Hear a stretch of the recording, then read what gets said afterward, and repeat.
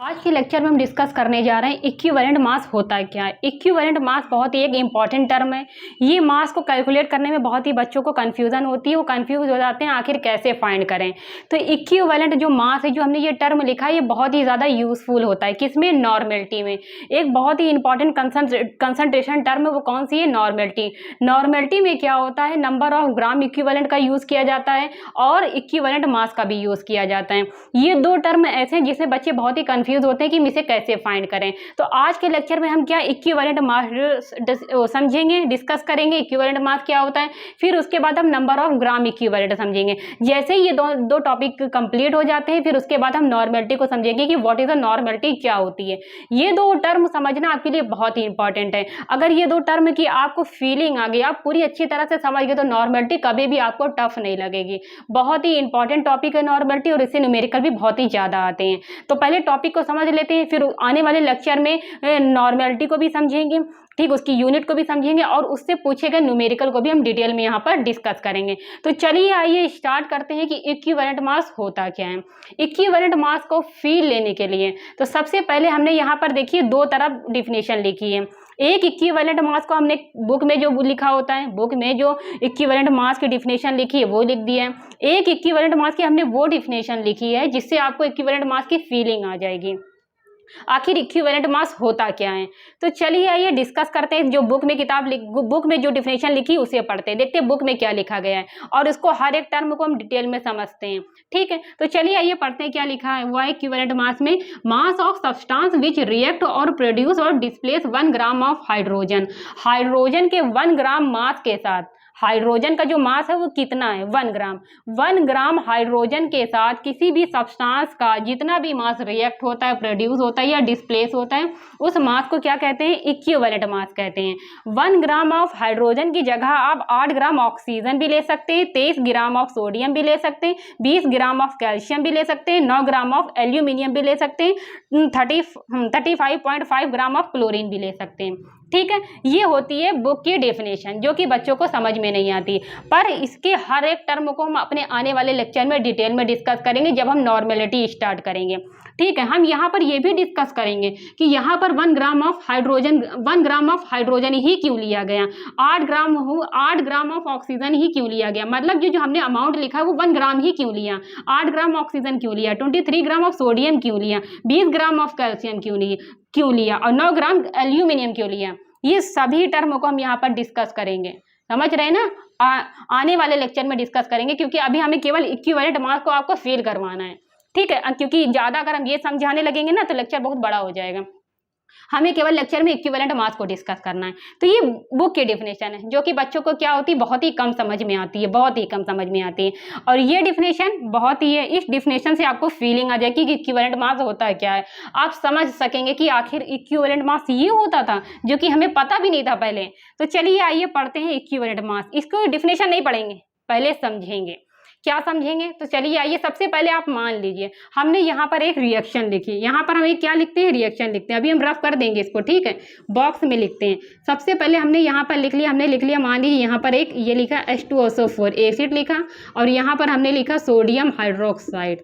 एक एसिड है, एक बेस है, इस आपस में रिएक्ट करेंगे तो एक सॉल्ट बनेगा प्लस वाटर बनेगा।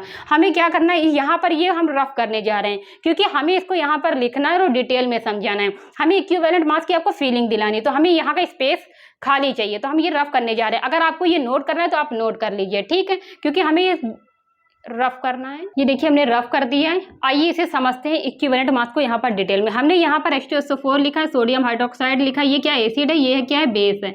आपस में रिएक्ट करेंगे तो सोडियम सल्फेट बनेगा, प्लस यहाँ पर क्या बनेगा, वाटर बनेगा। ठीक है, आइए ये जो रिएक्शन है इसे आइए बैलेंस करते हैं। बैलेंस करने पर आइए यहाँ पर क्या आएगा, 2 आएगा। ठीक है, तो हम यहाँ पर देखिए जो हमने यहाँ पर जो रिएक्टेंट लिया, एक रिएक्टेंट ये, और ये हमारा प्रोडक्ट बना है, ये भी प्रोडक्ट है।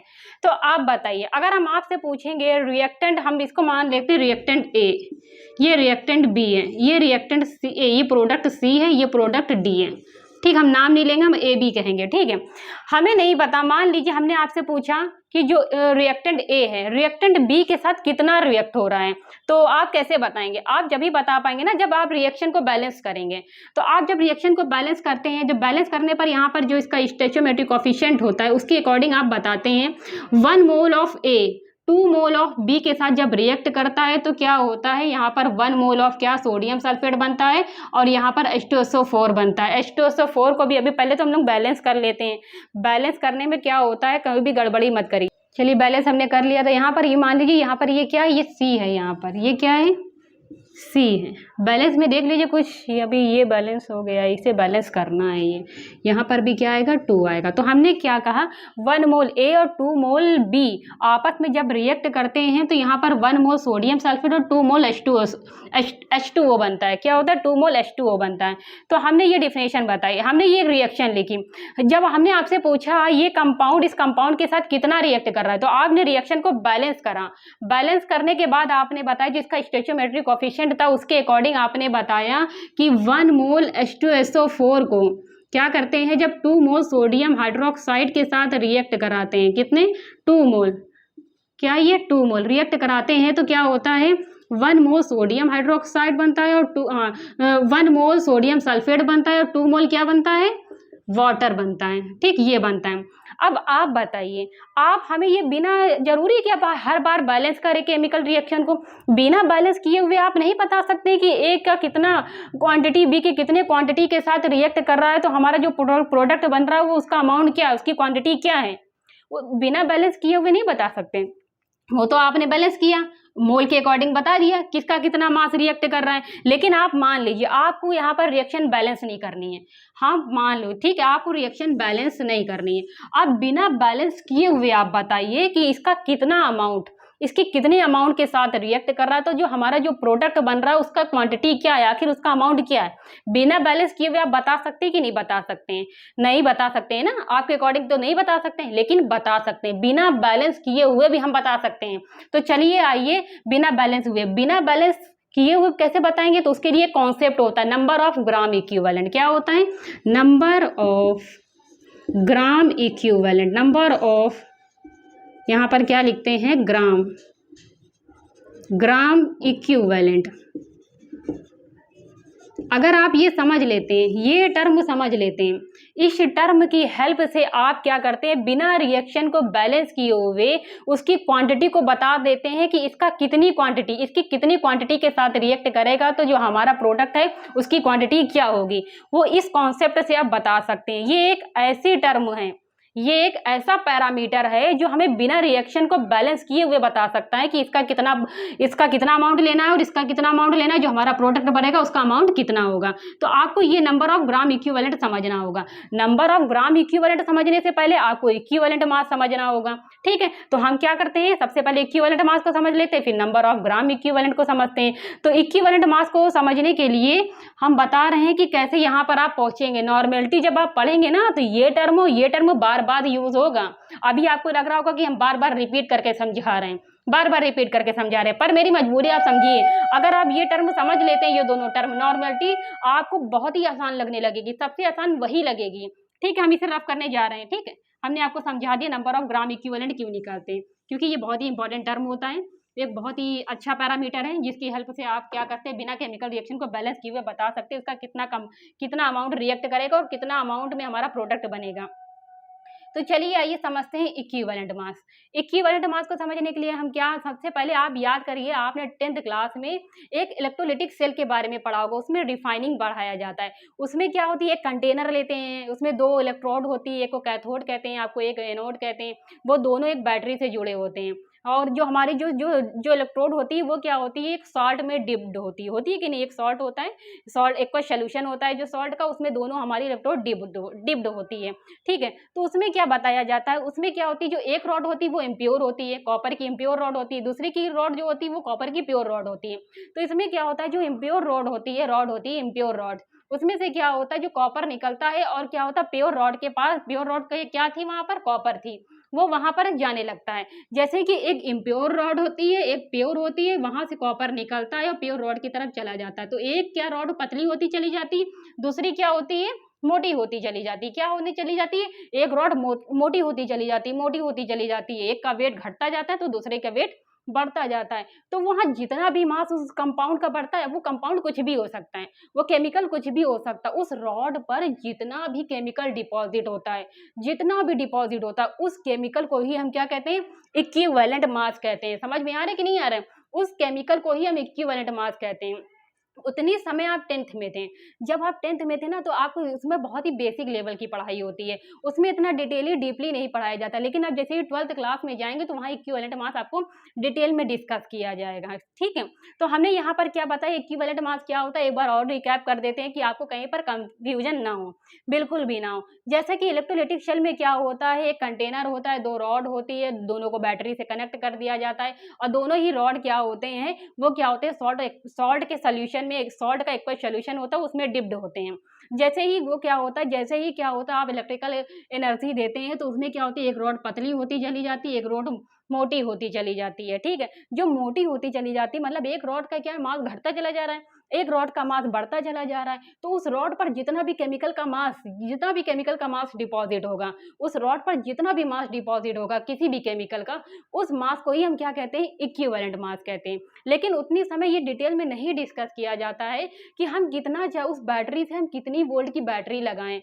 जो हमारा जो क्या होता है, इलेक्ट्रोलाइटिक शेल होता है कि नहीं होता है? उसमें ये उतने समय नहीं डिस्कस किया जाता है कि हम कितनी वोल्ट की बैटरी लगाएँ, उस बैटरी के थ्रू हम कितने एम्पीयर का करंट पास करें या फिर ये कितने कूलाम का चार्ज पास करें, तो हमारा कितना उस पर जो रॉड है कितना केमिकल डिपॉज़िट होगा।